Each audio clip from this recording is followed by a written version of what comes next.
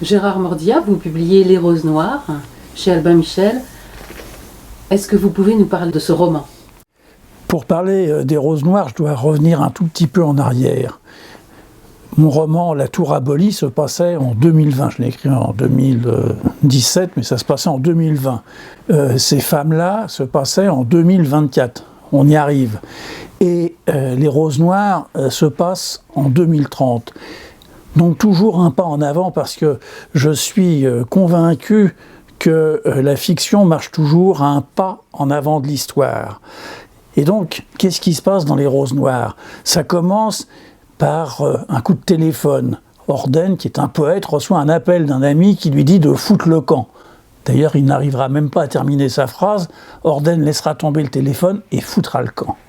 Il est poursuivi par les Souchiens, les Français de souche, qui ont fait de ce sobriquet un titre de gloire, qui est une milice fasciste qui est au service du nouveau pouvoir qui est en place.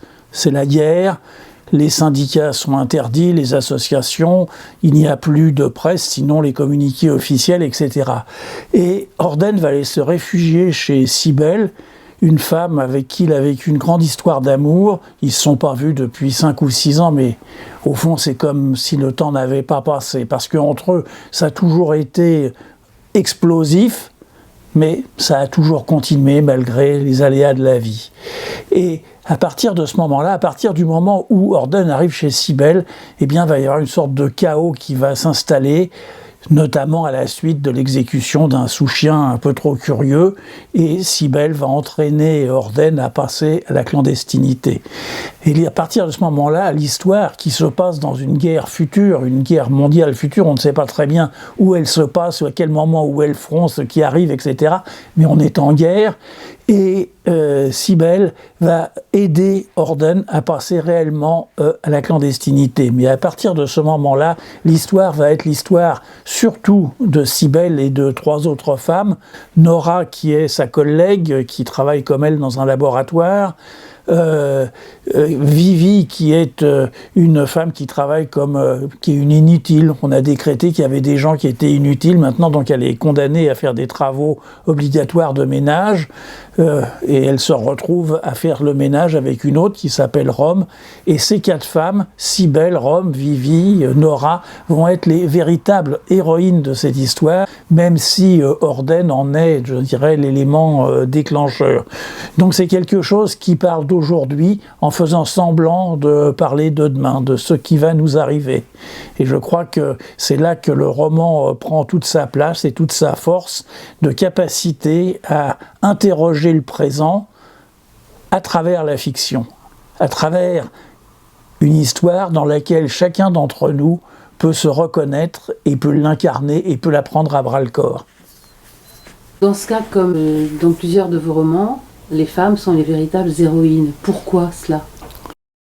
Les femmes sont les véritables héroïnes des Roses Noires parce que si l'on considère la condition féminine en regardant non seulement la France mais le monde entier, on s'aperçoit que la catégorie, j'ose pas parler de catégorie, ça n'a aucun sens, mais disons l'ensemble le plus exploité et le plus terriblement exploité, ce sont les femmes. Et donc je crois que c'est de ce côté-là que la société peut changer si elle change. C'est-à-dire que j'ai toujours remarqué que dans toutes les grandes révolutions, dans les insurrections, dans les guerres civiles, etc., les femmes ont toujours eu un rôle déterminant, que ce soit en France en 89, en 48, en 70, mais que ce soit aussi pendant la guerre d'Algérie, pendant la résistance, etc. Or, cette capacité à se battre est toujours minorée par l'histoire. Bien, moi, je veux, à travers mes romans, remettre ça au premier plan. Les roses noires du titre viennent d'un poème de Léon Debelle, un poète qui s'est suicidé très tôt et qui écrivait « Les temps sont accomplis, ce monde est rose noire ». Oui, ce sont ces femmes, ce sont elles, c'est-à-dire dans une société où tout est perverti, où on croule sous les effondrements, les bombardements, les interdictions, eh bien, des roses poussent quand même. Et ces roses sont des roses noires, aux couleurs peut-être de l'anarchie, mais surtout aux couleurs de la révolte et de la résistance contre le sort qui leur est fait. Est-ce qu'un roman peut modifier le cours de l'histoire? J'en doute un peu, mais en même temps, ça peut aiguiser les consciences. Et si ça aiguise les consciences, eh bien, c'est une forme de création, une forme de semis et peut-être de rose noire, c'est-à-dire de enfin être capable de dire non à ce qui est l'insupportable et l'inqualifiable.